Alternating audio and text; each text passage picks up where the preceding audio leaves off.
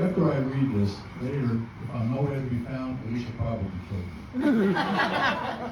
So, well, because I get emotional talking about the times I cherished with my daughter Alicia, I can't tell you about the days we spent working on classic cars together, or how she drove with me across country to pick up one. Instead, I thought I would share with you the path that would lead us to this joyous occasion. So let me begin by telling you that Alicia wasn't much on dating as a teenager, but when she did, it sure got our attention. One guy she dated was very demanding and had even frightened her at times. So I placed a bullet on the fireplace and told him, if you ever neglect my daughter in any way, that this bullet is reserved for you.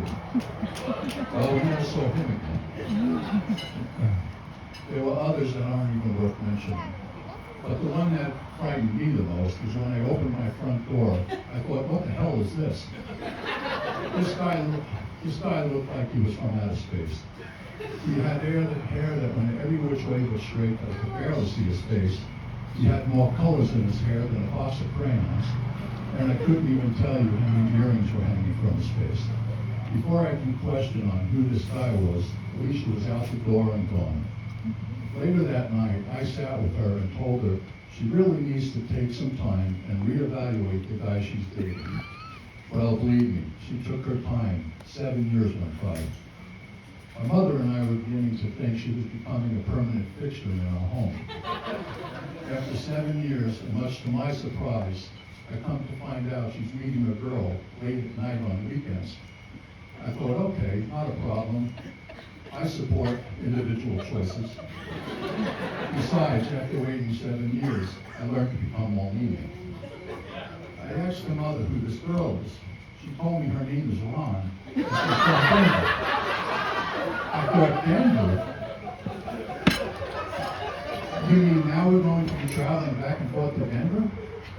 Well, I thought about sitting with Alicia again and suggesting to her that wouldn't it make more sense and be more convenient to find someone local? But then I thought, hell no. That might take her another 7 years. I thought I would be well enough alone. After several weeks, I asked Alicia, when am I going to meet this girl? That's when she confessed to me, she's not a girl, he's a guy. I asked because at this point I was really confused. And I still don't want to know why she fabricated this story to me. Well, I finally got to meet the male version of Ron. And after having several conversations with him, I came to find out he's into football, loves classic rock, and he's a truck driver like I was. I thought, wow, this guy would be perfect for me and my daughter.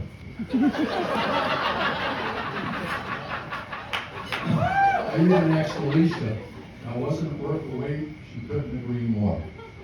Ron reminded me of an old school gentleman, always putting Alicia first, opening doors for her, and even asking me permission to propose to her.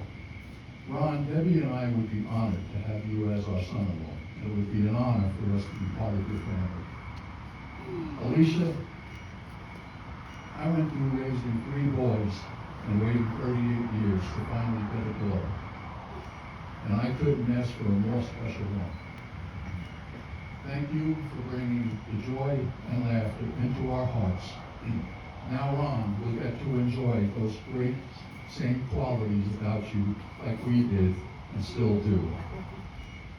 We wish you both good luck, and may the both of you be showered with lots of love and happiness throughout your years of marriage. We love you both, and that, folks, is the path that led us to this beautiful day of matrimony. Cheers. Cheers.